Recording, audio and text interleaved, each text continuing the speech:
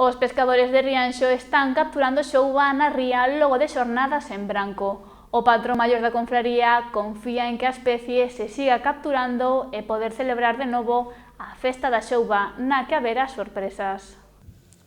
A campaña da sardiña comezou este ano en abril e na confraría de Rianxo fóronse sumando xeiteiros á súa captura. Polo momento os pescadores están atopando algo de xouba, aínda que hai días que volven a terra en branco. Si estaban collendo algunha, fallaron hai varias semanas, estaban indo á costa casi, o problema que tiñan era o consumo do combustible.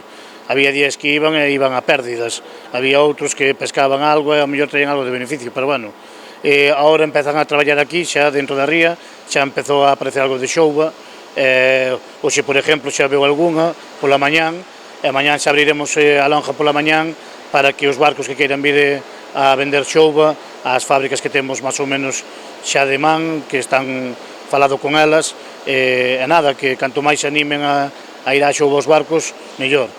A idea que manexan é ir vendo día a día como vai a especie, coa esperanza de que este ano si haxa suficiente para poder celebrar a festa da xouba de Rianxo.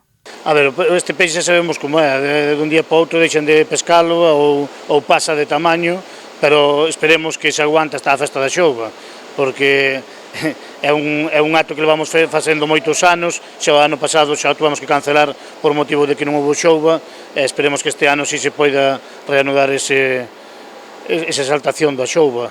A parte que nese acto vai haber vamos sacar o que é unha marca da xouba de Rianxo incluso tamén.